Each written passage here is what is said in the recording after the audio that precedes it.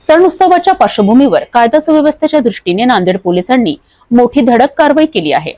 रात्रभर राबवलेल्या combing operation दरम्यान तब्बल 200 जणांची झाडाझडती घेण्यात आली असून 39 ठिकाणी छापे टाकून 65 धारदार शस्त्रे, तलवारी, खंजीर जप्त करण्यात आले आहेत। इतकंच नाही तर बेकायदेशीर शस्त्र निर्मिती करणारा कारखाना उद्ध्वस्त करण्यात आला आहे।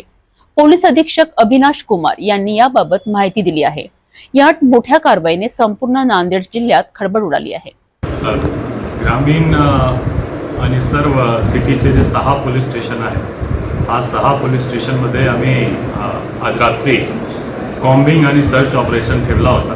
ते आगामी जे सण उत्सव आहे, जयंती आहे, त्या अनुषंगाने हा कॉम्बिंग आणि सर्च ऑपरेशनमध्ये आमचे 6 पोलीस स्टेशन सिटी आणि इतवारा डिव्हिजनचे, तसेच 4 RCPचे प्लाटून्स आणि आमचे होमगार्डचे जवान हा सर्व पार्टिसिपेट केलं। आमचे सिनियर ऑफिसरपासून होमगार्डचे जवानपर्यंत सर्व आम्ही रात्री 4 वाजेपासून सकाळी 8 वाजेपर्यंत हा एक इंटेन्सिव्ह कॉम्बिंग आणि सर्च ऑपरेशन चे आयोजन केला होता। त्या आयोजनमध्ये रिझल्ट म्हणून जवळपास 15 आर्म्स ॲक्टचे गुन्हे आम्ही दाखल करत आहोत सर्व 6 पोलीस स्टेशनमध्ये।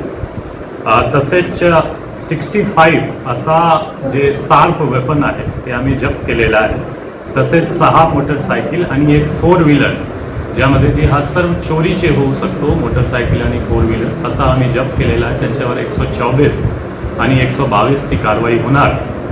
तसेच non bailable warrant, bailable warrant, फरारी पाहिजे हा असा सर्व मिळून जवळपास आम्ही 200 आरोपी रात्री आणि सकाळी चेक केलेला आहे।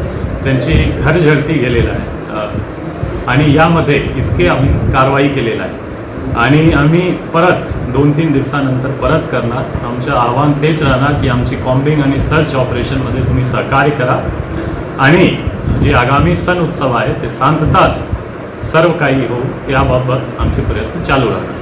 नांदेड पोलिसांनी केलेल्या या कारवाईमुळे संपूर्ण जिल्ह्यात खळबळ उडाली आहे। सण उत्सव काळात कोणताही अनुचित प्रकार घडू नये याकरिता पोलिसांनी कंबर कसली आहे। 65 शस्त्रे जप्त करणे ही मोठी यशस्वी कारवाई मानली जात आहे।